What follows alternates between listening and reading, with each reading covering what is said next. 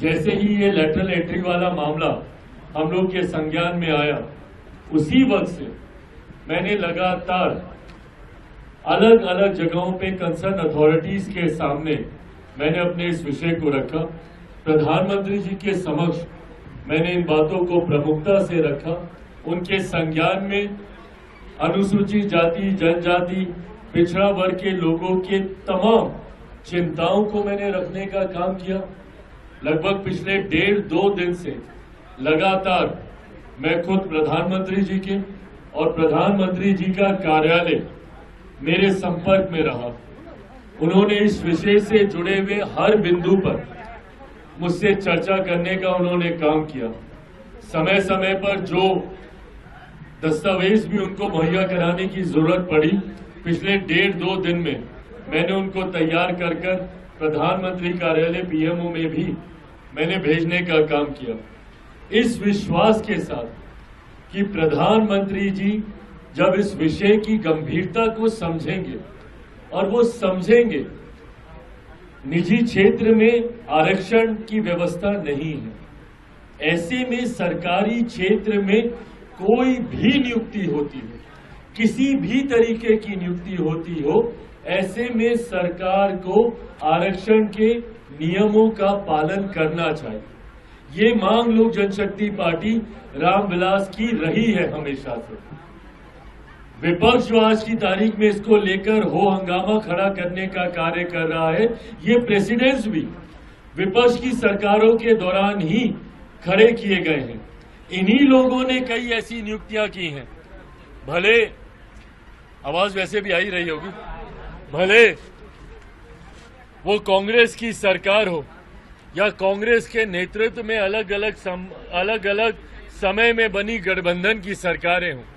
इससे पूर्ण भी कई ऐसे उदाहरण रहे हैं जहां पे लेटरल नियुक्तियां की गई हैं, जिसके तहत डायरेक्ट उन पदों पर बिना आरक्षण के प्रावधानों का ध्यान रखे हुए नियुक्तियां कराई गई हैं। और आज जब हमारी सरकार के द्वारा इस तरीके का विज्ञापन आया तो विपक्ष ने एक ऐसा माहौल बनाने का प्रयास किया जैसे इतिहास में पहली बार ऐसा हो रहा हो। पहले हुआ इसलिए ये हो रहा है, सही है, मैं इसका भी पक्षधर नहीं हूं, इसीलिए मैंने इसके खिलाफ भी अपनी बातों को रखा। पर जो विपक्ष एकदम हमदर्द बनने का प्रयास कर रहा था, अनुसूचित जाति, जनजाति, पिछड़ा वर्ग से आने वाले लोगों का हिमायती बनने का प्रयास कर रहा था, ये वही विपक्ष है जिसने समय समय पर अपने समय पर डायरेक्ट ये भर्तियां करने का कार्य किया।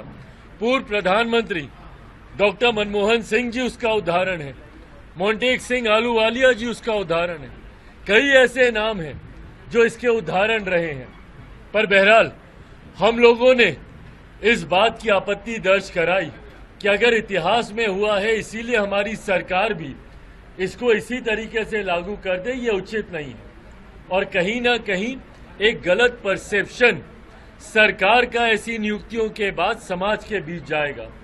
मुझे खुशी है और ये मेरे विश्वास को पुनः बल देता है कि मेरे प्रधानमंत्री आदरणीय नरेंद्र मोदी जी ने समाज के एक बड़े वर्ग, अनुसूचित जाति, जनजाति, पिछड़ा वर्ग से आने वाले लोगों की चिंताओं को समझा और आज एक आदेश के तहत ये जो विज्ञापन निकला था इसको रद्द किया जाता है।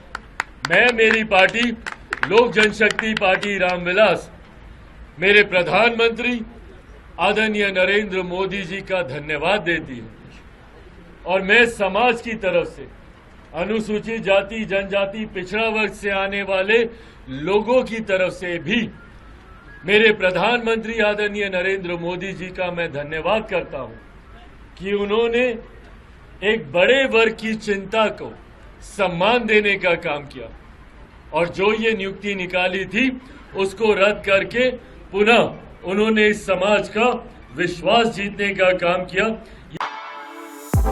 For exclusive and insightful videos, subscribe to our new channel ABP Live Premium.